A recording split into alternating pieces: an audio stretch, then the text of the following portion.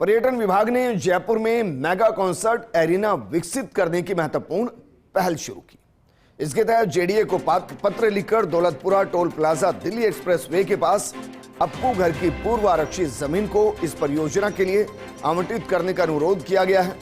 परियोजना का उद्देश्य जयपुर को बड़े अंतर्राष्ट्रीय कॉन्सर्ट्स, इवेंट्स, MIC यानी कि मीटिंग्स, इंसेंटिव्स, कॉन्फ्रेंसिंग और एग्जीबिशन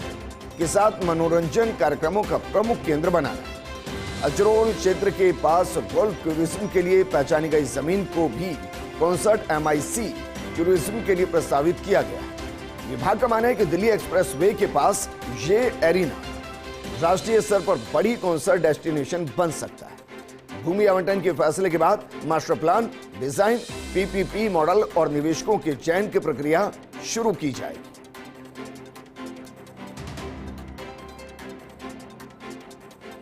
इस वक्त की बड़ी खबर, पर्यटन विभाग ने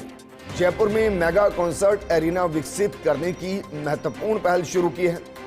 मेरे सहयोगी और एसोसिएट एडिटर निर्मल तिवारी जी जुड़ गए हैं। निर्मल जी, गुड मॉर्निंग। क्योंकि एक बेहतरीन कॉन्सर्ट या कहें कि इस तरीके के एरिना की जरूरत है जो वर्ल्ड क्लास हो,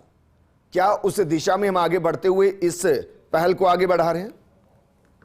देखिए, निश्चित तौर पर जिस तरह से राजस्थान पर्यटन दिनों दिन एक नई योजनाएं लेके आ रहा है, इवेंट सामने आ रहे हैं, उससे राजस्थान की छवि तो निश्चित तौर पर पुख्ता हुई है और यहाँ पर निवेशकों की भी एक लंबी कतार है।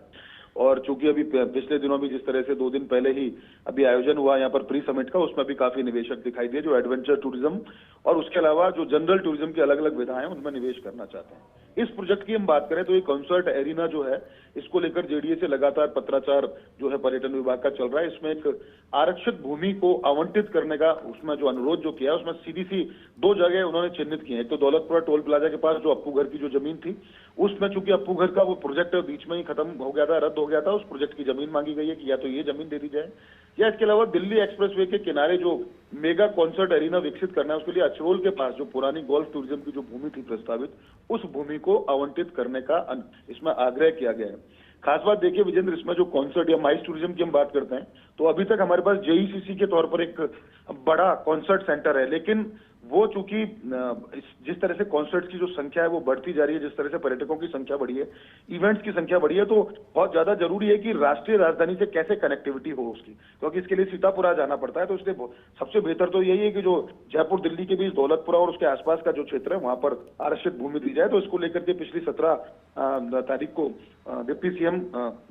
दिया कुमारी की अध्यक्षता में एक बैठक हुई थी, उसमें भी साफ तौर पर कहा गया था कि इस प्रोजेक्ट को आगे बढ़ाना है। इसके लिए जो भी जिस तरह की एक्सेप्टेंस है, जिस तरह के पत्र व्यवहार या पत्राचार करने दूसरे विभागों के साथ वो करे जाएं। तो उम्मीद है जल्दी ही अगर जेडीए इस तरह की भूमि को आवंटित करता है तो निश्चित तौर पर आने वाले 2 साल के अंदर एक बड़ा कॉन्सर्ट एरिना दिल्ली रोड पर देखा जा सकता है। उसका सीधा फायदा न केवल राष्ट्रीय राजधानी से जुड़े निवेशकों को होगा, बल्कि चूंकि दिल्ली मुंबई एक्सप्रेसवे भी बन गया तो मुंबई जो देश की हम उसको जिसको व्यावसायिक राजधानी कहते हैं, बॉलीवुड के तमाम सितारे भी वहीं से आते हैं, जो लगातार जिस तरह से राजीव खंडेलवाल भी पिछले दिनों 2 दिन पहले यहाँ आए थे, उन्होंने भी यही कहा था कि निवेश के लिए जरूरी है कि दिल्ली के आसपास एक कॉन्सर्ट एरिना विकसित किया जाए। तो माना जा रहा है अगर इस प्रोजेक्ट को लेकर बातें आगे बढ़ती हैं तो आने वाले 2 साल में एक भव्य अंतर्राष्ट्रीय स्तर का कॉन्सर्ट एरिना दिल्ली रोड पर देखा जा सकता है और उसके बाद राजस्थान टूरिज्म में जो बूस्ट आएगा निश्चित तौर पर वो ऐतिहासिक और काबिल तारीफ होगा। ठीक है निर्मल जी, शुक्रिया तमाम जानकारी हमारे साथ साझा करने के लिए।